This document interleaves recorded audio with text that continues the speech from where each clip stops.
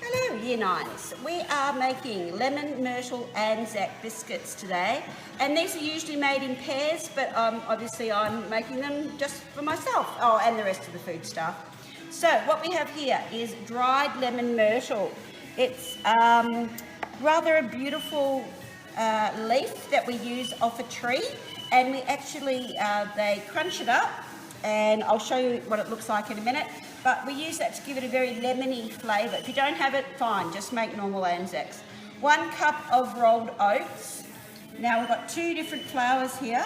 Half a cup of self-raising, half a cup of plain flour.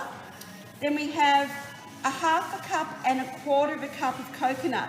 But this cup is actually 3/4. So a half and a quarter adds up to, you got it, 3/4. The same for the brown sugar. A half and a quarter adds up to 3/4 of a cup of brown sugar.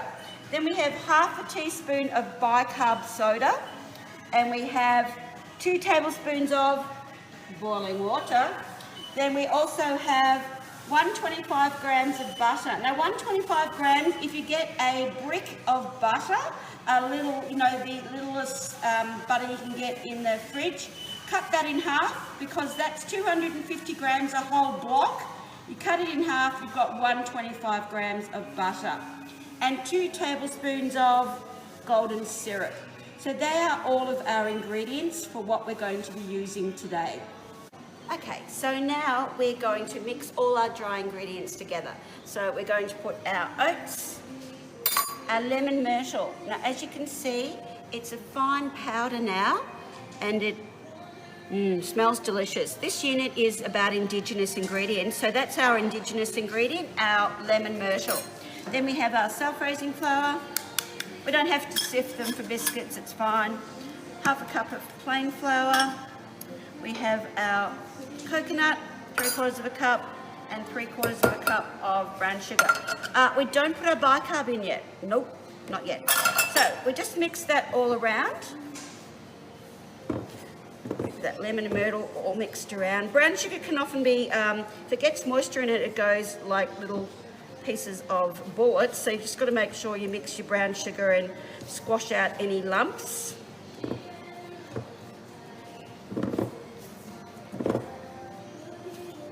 Okay, so that's ready. So then I've already got my butter and margarine here.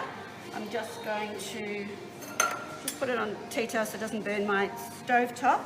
Then I'm going to, with my bicarb soda, pop it into a cup and add 2 tablespoons of boiling water. Now I've just boiled this kettle, so it's 1, 2, and we dissolve it. Then we put it into our butter. That chemical reaction, producing gas. Then we put it straight into our wet ingredients, into our dry ingredients, and we give it a good mix.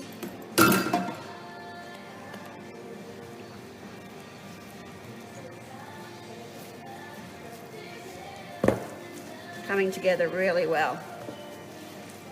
And then it's just a matter of putting them about a tablespoon, maybe a little bit more, onto your tray, which have been